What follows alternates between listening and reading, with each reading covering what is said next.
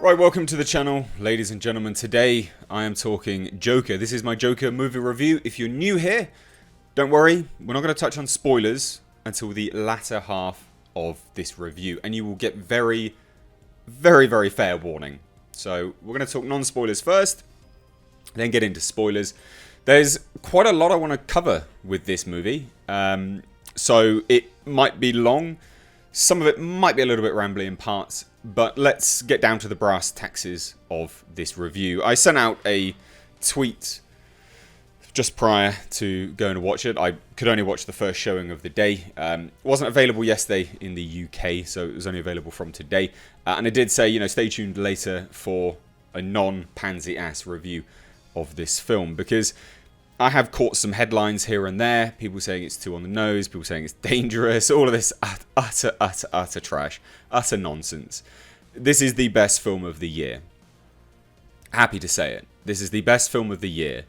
Thus far, I can't see it being beaten, but it is the best film of the year. It is absolutely an Oscar contender. And before everyone starts rallying around and crying that it's going to be, it's leading a crusade for white incel boys and things like this, it's really not.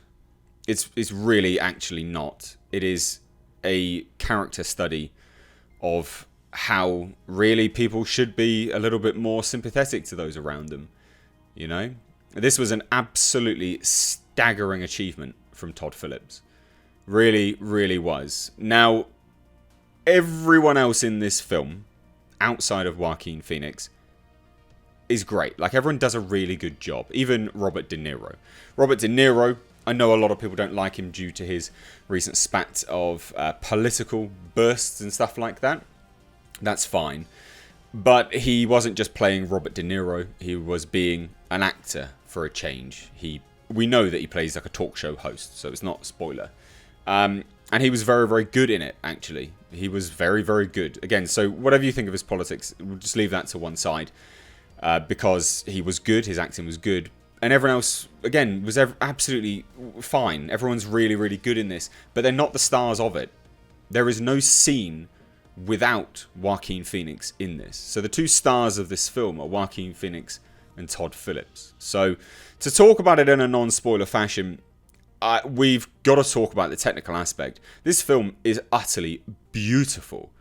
If we're looking at how everything is shot, it's amazing. You've got a man like Todd Phillips who is known for his comedy, right? The Hangover guy, Due Date, things like that. So known for comedy. God, who knew he could pull off such an achievement? This film is just beautiful to look at. Every shot is brimming with intention. No shot is wasted. No scene is wasted. The framing of every shot is just beautiful. It really is. And I'll probably use that phrase or that word a lot during this review, because it is. It is. Like, from a technical perspective, it's just great. And there's a lot of imagery in this film as well, which we can only really touch on in spoilers. But there's a lot of imagery for a haunting soundtrack. The soundtrack is really good. Really good. And it's not just there for provoke. It's not there to provoke. It's not there for provocation. It's there because, again, it goes down to that imagery. We're seeing a man slowly unravel. And there's very haunting soundtrack. And also an opposing soundtrack for lighter moments, if you can call them lighter moments. Now, let's just touch on this, because a lot of people will come to the review for a few things first. Let's talk about this being some kind of white incel rally cry and how it's dangerous and all this utter trash. To all of those people that say that this film could be dangerous, I say that you absolutely have utterly no sympathy or empathy for anyone. You are trash. That's what you are. This film doesn't position itself as something to provoke or have people rally around this character of the Joker as someone that you should be loving. Not in that way. Not loving him for the actions that he takes. But it's a character study of a man that has utterly been just dealt the worst hand of life the absolute worst hand of life. And it's really emotionally racking. But it doesn't make you, justify his actions. Really doesn't. The people that seem to think that that is the case, you are the worst type of humans. It makes you just feel utter sympathy for the man, but not what he becomes, or the actions that he takes based off the back end of it. And the people that hate this movie because of that, and hate this movie because you believe that it's a rallying cry for these types of people, you essentially create these kind of people. You are what this movie is trying to not have in the world, trying to actually do a character study against, if that makes sense. So look, I have to cover that because there's been a lot of talk about this movie and a lot of controversy, and I really do believe that this movie will go down as an absolute classic, an utter classic, because it genuinely has everything going for it that it could be. So let's talk about it, right? We've got Arthur Fleck, the Joker character, and it's not technically a DC world. So there's lots of theories that he might not be the Joker, or he's the inspiration for the Joker. And we'll touch on more.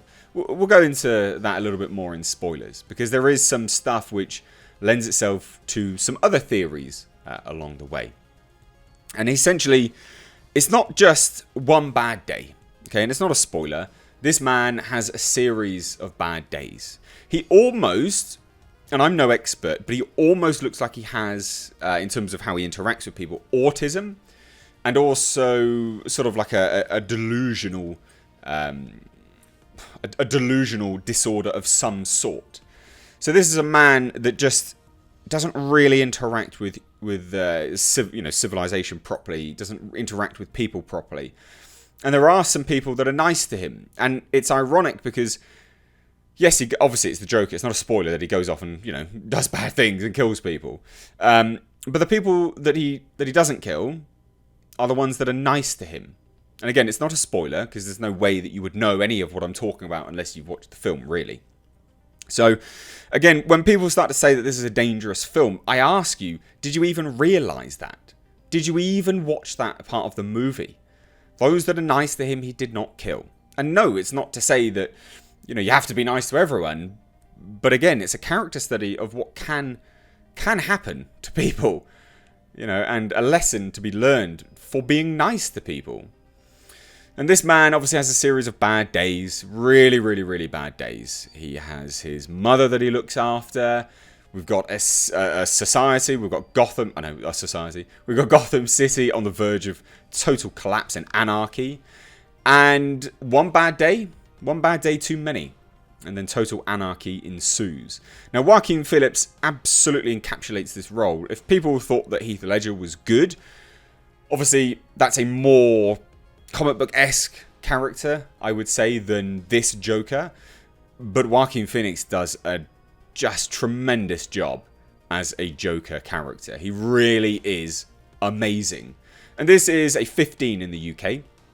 This is a brutal film. A lot of people wonder why we get, in the UK, we got like 15 and 18. 18 is the highest rated film you can get. A highest rated film in the UK has to have intercourse in it. That's why it's not an 18. But it is as gory as an 18 would be. It really, really is a bloody film. Now, a lot of people would say that it's quite gratuitous. I've seen some headlines saying that it's so on the nose, or it's too dumb to even be impactful, and all of this kind of trash. And again, you're right, absolutely welcome to your opinion, but there really is some nuance behind this film. Like I say, if you didn't even realise that, he's only nasty to the people that have wronged him, for instance. And like I say, really, really brutal film. Colour palette, staggering. Really, really, really good. Like this alone, what I've got in the background here, is a great example of some of the colour palette this film uses. And again, imagery is all there. There are some comic book references here and there. Obviously, there are some source material being used in this movie. Now, I can wholeheartedly recommend this film. It was touching. It was brutal. It was everything I wanted it to be. And that's telling Really, really telling, because I went in with really high expectations. I wanted this film to utterly blow me away. And it really did. Really did. I'm so glad this film exists. I'm so glad that this film is as good as it is. Now, hopefully people will watch this and spread the word of it actually being a phenomenal film. It's Friday. I watched it at 11 a.m. and the theatre was half packed. So if that's anything to go by, tonight and across the weekend, this film is going to absolutely smash the box office. I want a series of movies set in this world. I can't say any more than that because I don't want to touch on any spoilers, but I want more of this. Warner Brothers, you need to get Todd Phillips on board to do more of this. Absolutely you do.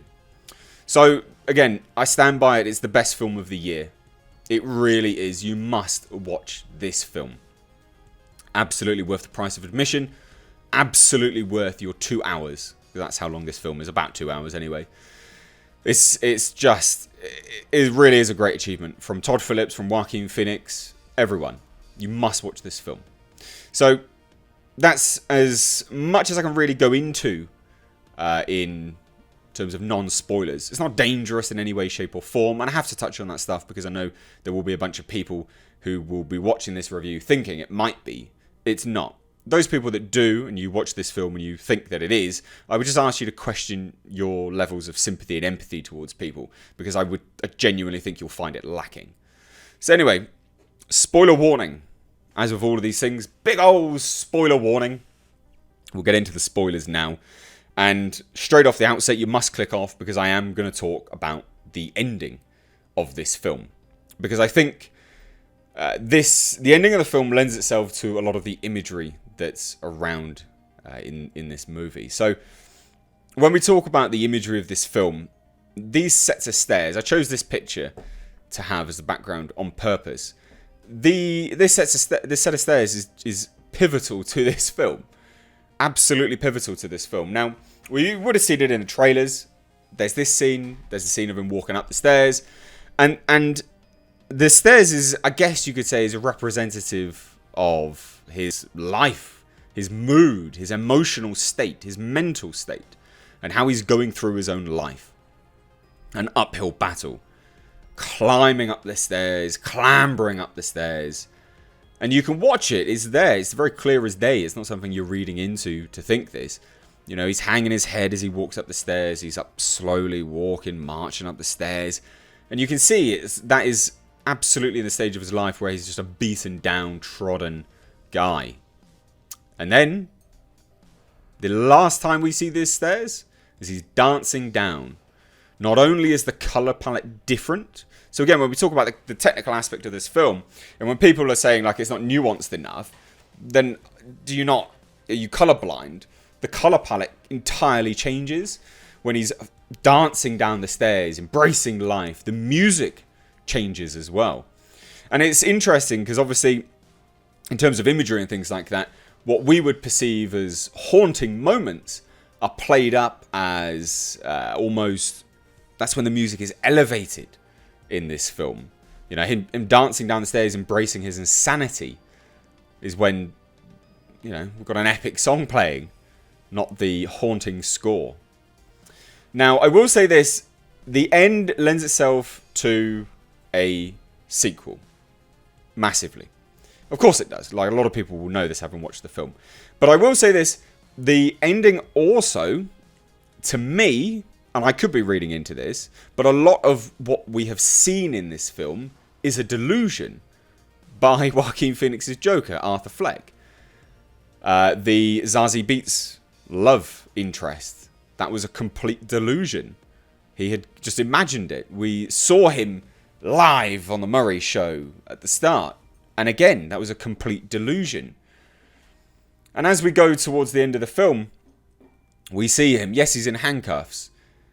But I don't see any remnants of scarring or bruising from his car crash incident. And I was left wondering, and correct me, you know, if you think otherwise, but I was left wondering whether a lot of what he had imagined was actually a delusion.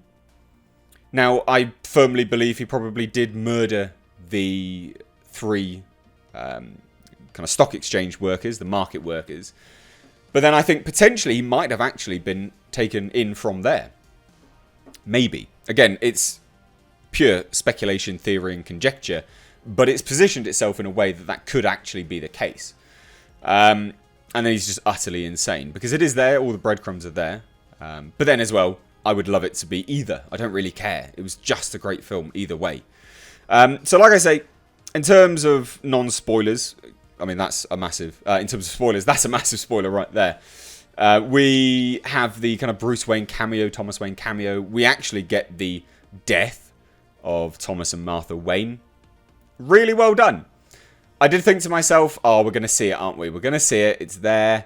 And I thought to myself, God damn, this is going to be crap. I'm sick of seeing the creation of Batman, the death of his parents. But it was actually really well done. I would say probably one of the most well done. And it's not even a Batman film. And I think that's quite telling. But it does lend itself again to being able to set this up as its own universe. You can set this up as its own universe. You can have this Joker or a inspiration of, you know, a Joker-inspired character from this Joker be the nemesis of Batman. Now, other bits and pieces like in this film, I mean, there's not really much to touch on in spoilers. He's an orphan. He was adopted. His mother was just utterly delusional. And this is what I mean. Like, a lot of people, I don't understand why people have been saying that it's a rally cry for incels and all this kind of crap. I really do think that you have no heart if you think that that's the case. You're dealing with a man that's orphaned. He's adopted. He was beaten, abused. He was tied up. You know, his mother, well, adopted mother's boyfriend was beating him. It was a hell house, as per the newspaper clippings, a house of horrors, and you know, it's deeply affected him. These are the people that deserve your compassion. These are the people that deserve your empathy, and yet all that people are saying is that it's dangerous. It's a really brilliant character study. Hats off to Todd Phillips and Joaquin Phoenix for pulling this together and actually getting this approved. And I'm really glad Warner Brothers have stuck by what they said. You know, no access media, no one commenting on this film. You know, get out of it. Just let the film do the talking. It absolutely was the right choice. The Venice Film Festival responses are probably the ones I would say, you know, lean on the most. I've seen a lot of nonsense, what I would consider, obviously everyone's entitled to their opinion, I get that, but I've seen a lot of what I would consider to be nonsense reviews out there now. And I just don't think they got it. This is not a dangerous film in any way, shape or form. Anyone that thinks this, you have utterly no compassion in any way, shape or form. And not only that, it's just a beautifully made film. Lots of really, really great. The cinematography in this film is some of the best. It is some of the best I've seen in a long time. And like I say, overall, this is the best film this year. So there you go. I don't really have much else to say on this. I want a sequel. I want you guys to go and watch this. You will not be disappointed. If you are new here, then please do hit subscribe. You can stay up to date on my personal movie reviews here on this channel, along with deep dives and pop culture industry news. Also, if you are a fan of the Joker and you want some Joker-inspired merch, then please do check out, just underneath this video, you will see links to my Teespring store. Also, if you want to support the channel further, I've got my Patreon link down below in the description box, but that's me done. I've got nothing else to say. Let me know your thoughts down below. As always, guys, I have been Mr. H. Take care.